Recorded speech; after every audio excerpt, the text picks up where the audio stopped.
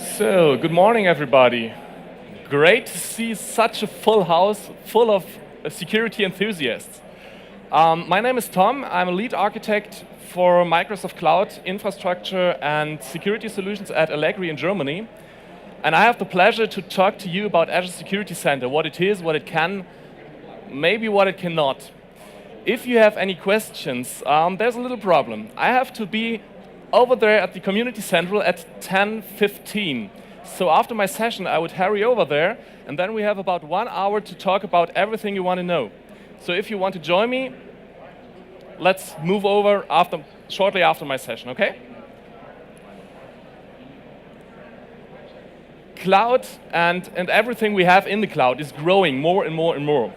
And Gartner and IDC said some years ago that, it's no longer the question how to go into the cloud, but now that I'm there, how do I make sure that it makes sense to go there in terms of security, for example. And IDC said there won't be a difference between private clouds and public clouds, because cloud will only be the way business is done and IT is provisioned.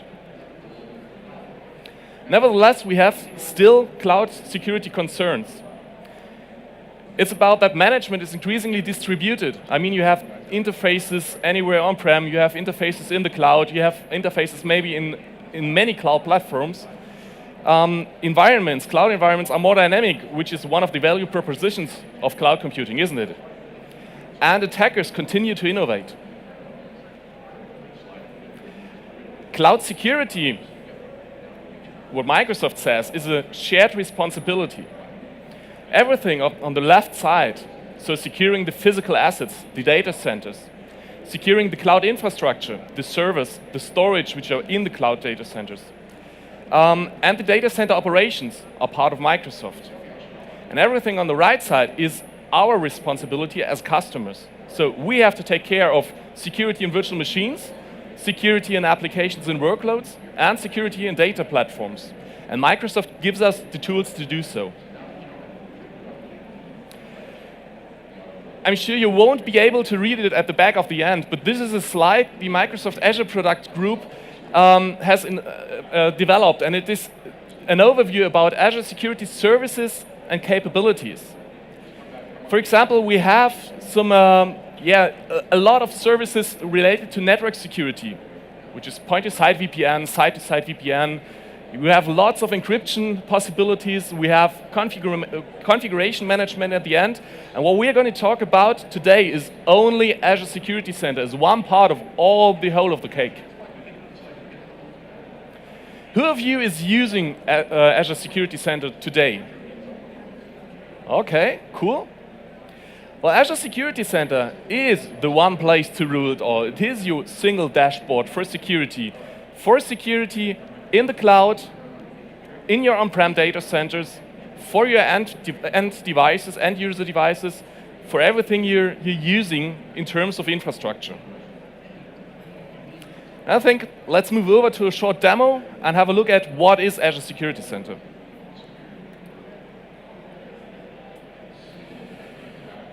This is the Azure Security Center overview dashboard, and it is divided into 3 different areas.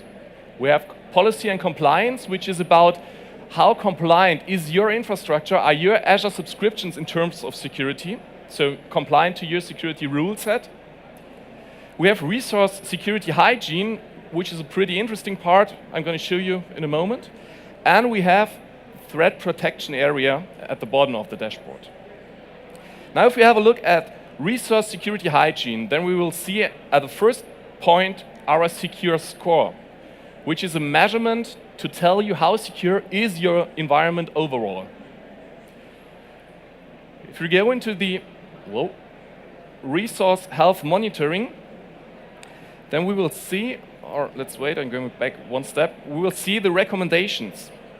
Recommendations are Microsoft's idea on what to do to make your cloud environment secure. For example,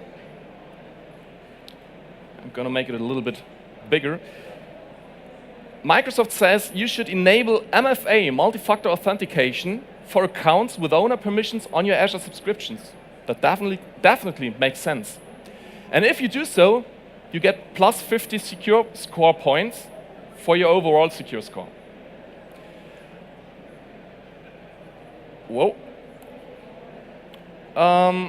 Or you should add a next generation firewall for your environment.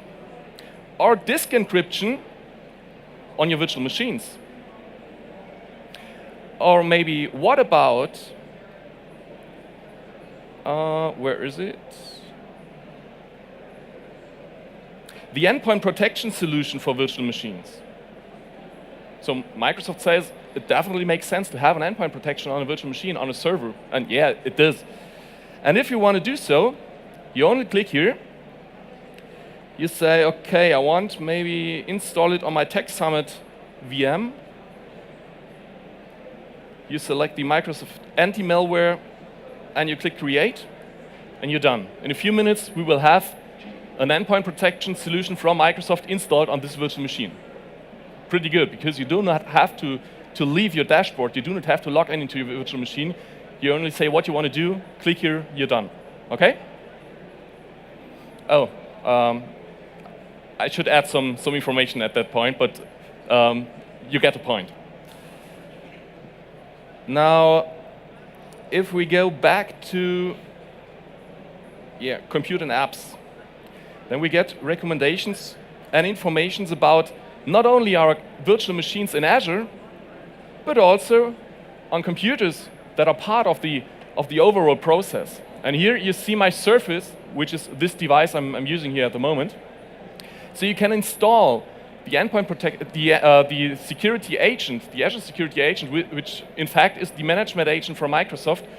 You can install it on your end device, on your service, on whatever you want, and you can connect this device onto your Security Center dashboard.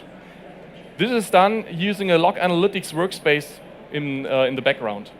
Okay, so the device is connected to log analytics, and Azure Security Center is enabled to analyze what is going on in this device. And in order to show you what could happen, I'm going to show you two things. One thing which I have provoked to show you, and one thing which happened to me some days ago. And it was a security incident which was detected on this device. So I had a Trojan installed on the device, and I wasn't aware of it. And not even the device told me, but Security Center sent me an email while I was running around here at Ignite on Monday and told me, hey, there's something going on your device, you should have a look at it. And I did so, and it found a Trojan, and I could disable it. So pretty cool feature.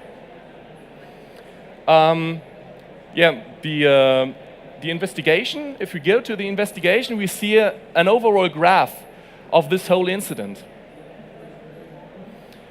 I'm going to do it a bit larger for you. You can see it over there? OK, fine. So what we see here is that the anti-malware action was taken, and depending on this, a security incident was detected because the anti-malware action failed as a first step. I took the anti-malware action some more times, and actually it succeeded at any time, and it was all related to the Surface 78, which is the end device. So I see everything which is around this security incident related to this device in one dashboard.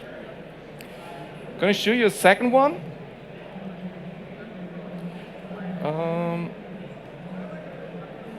Which is a successful brute force attack and a suspicious authentication activity. What can be a suspicious authentication activity? Well, maybe someone who tries to log in on a server, on a virtual machine, on a device, say 50 times in a very, very short time. And it is only a suspicious authentication activity if the user does not succeed to log in. As soon as he succeeds to log in, it's a successful brute force attack. And this is what happened here. And it was related to the MS Ignite 2018 Win VM and to the Tech Summit FFM VM. Now I'm going to show you what actually happened. I'm going to log in into one of my Linux servers.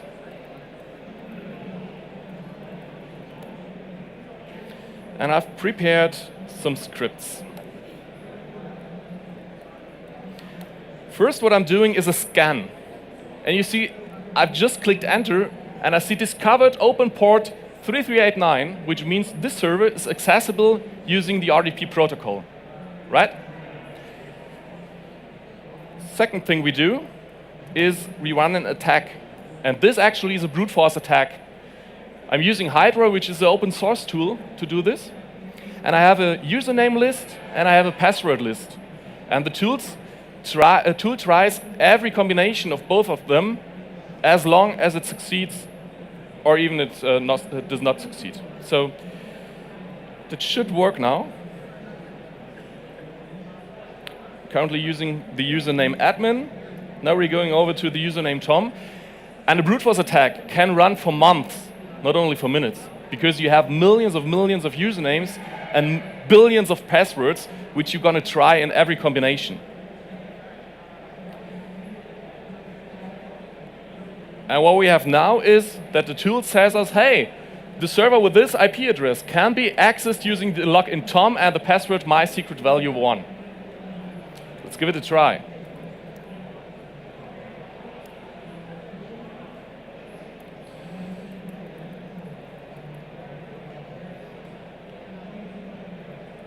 So the password I entered is mysecretvalue1. The username is Tom.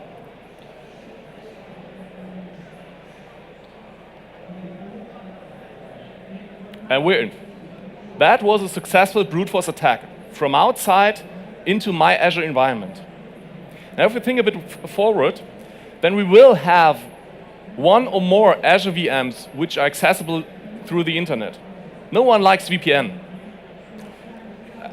But what we can do is, I start another way around. Microsoft says it's best practice to have one jump host, one server you can access using SSH or RDP, behind a VPN or not.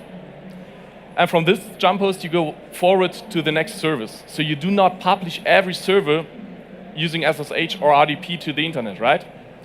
But what we have here is we have an open port, and we can access this server using the RDP protocol. And what I'm going to show you what we have in Azure Security Center is JIT VM access. Now I'm going to the Virtual Machines tab. I don't need this anymore. We have the MS Ignite 2018 Win server. And in configuration, you have a button, Enable Just-in-Time Policy. Yes. Takes some time.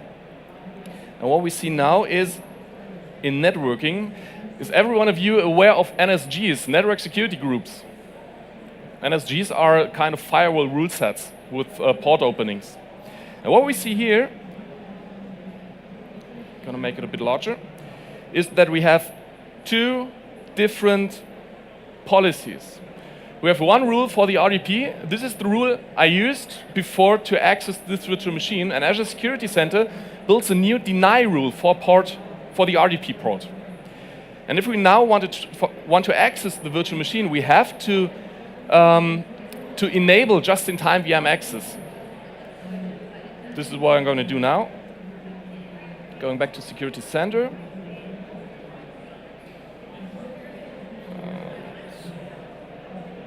Here we have just-in-time VM access.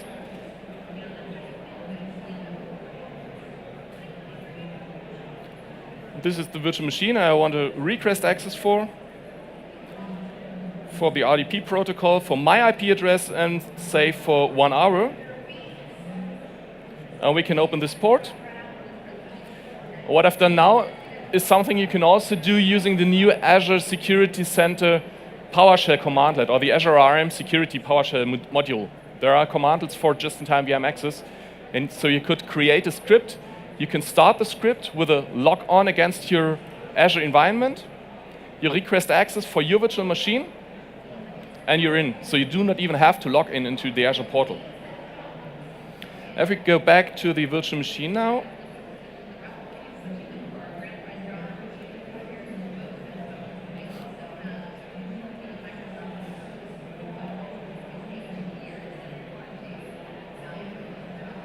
Then I've just requested access, and now we have a rule with a lower priority which allows access to the RDP protocol for one source IP address, which is starting with 207 and 190.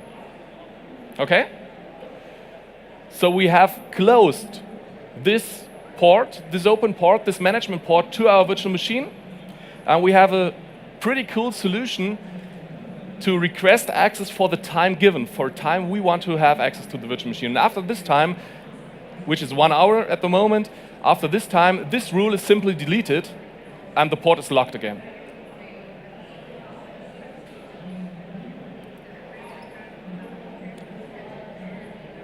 So, I hope you really enjoyed the session. If you have any questions, feel free to jump over with me to the Community Central, and I'll be there for more than 1 hour to answer all of your questions if you have any left.